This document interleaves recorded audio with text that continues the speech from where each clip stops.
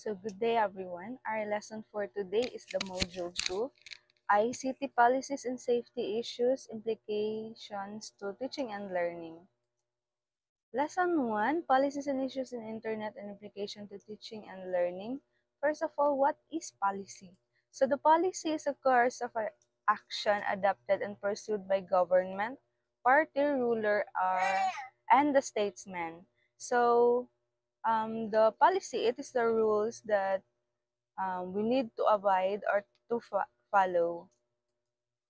So ICT education of or ICT 4E refers to the integration of information and communication technologies or ICT into education system to enhance the teaching and learning process.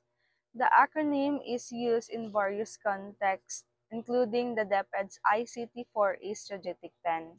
So the ICT4E, or the Information and Communication Technology for Education, ICT integrated into curriculum, aiming to equip students with the 21st century skill and make learning accessible anytime. The new ICT technologies consist of three subtopics. So first is the information technology, second telecommunication technology, and the third one is network technology.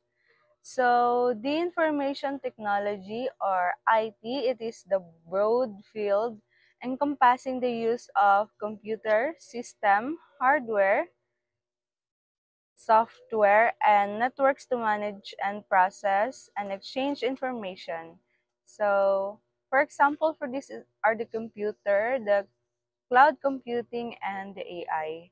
So, second, the telecommunication technology encompasses the method and tools used to transmit information over a distance. It is a primary via electronic means. So, example for these are the satellite, wireless network, telephone, radio, cable TV, and the cellular network.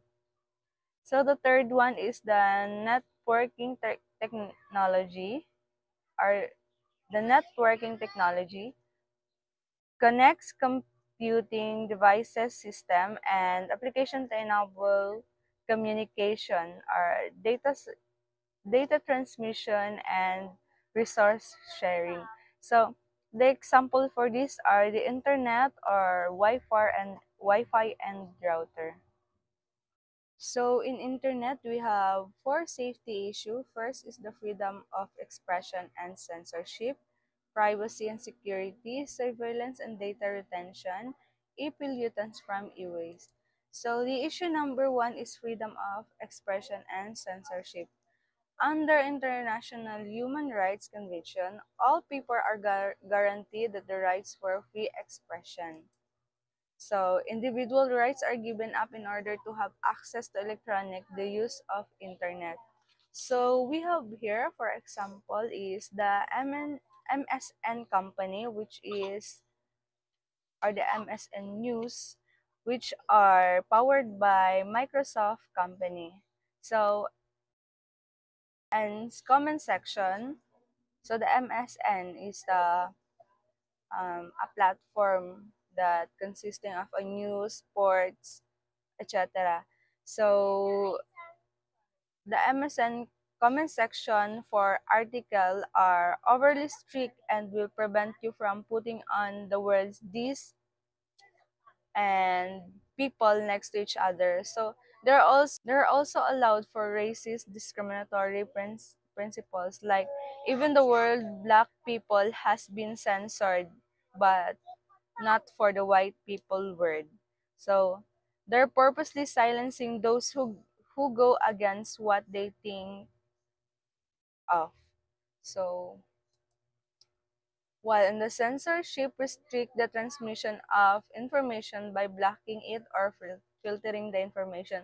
Like what did the MSN company do? They are filtering the information that they wanted that or they think that is right. So the issue number two is privacy and security.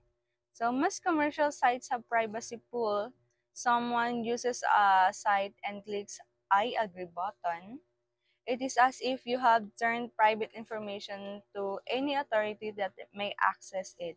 So, as you see right here, um, in some site, you need to put your username and password. Then under that, there is a small box that if you check it, that it is only mean that you are agreeing to their terms and privacy policy. You are allowing them to get those information from you. So types of privacy. Number one, foremost, privacy means personal privacy, the right of individual to have their home private life or personal life interfered with. Privacy of communication refers to the protection from interfere with communication over the phone or internet. Next is the information privacy is related to use of computers communication system which are able to hold and process information about large number of people at a high speed. So the third issue was the surveillance and data retention. The use of electronic communication has enhanced the development of surveillance. So the first is indirect surveillance, in which monitoring a person's or entity activities without direct physical contact or observation. It was often involving the use of personal data and information. For example, for these are analyzing communications record, monitoring online activity, or collecting data from various sources to interfere behavior.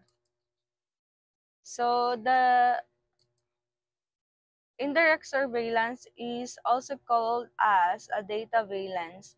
So monitoring a person's activity, like we know in Facebook, if we log onto it, in the setting we will find this something that there are um, it was shown your various activity about on how you reacted on or how what post you reacted on and when did you log in and on what phone did you log in. So data retention, the practice of storing data for a specific period, often dictated by legal, regulatory, or business need. It involves establishing policies for how data should be kept, where it should be stored, and how it should be disposed to once no longer required. So our last and fourth issue is the issue number 4, e-pollutants from e-waste. As you can see in the picture, there are some sort of the e-waste like computer, destroyed or ruined computers, TV, cell phone, and some electronic devices. So here are the primary and secondary recycling of e-waste. So first is from the user, the electronic devices application into the collection of e-waste and transportation of e-waste into the sorting facility.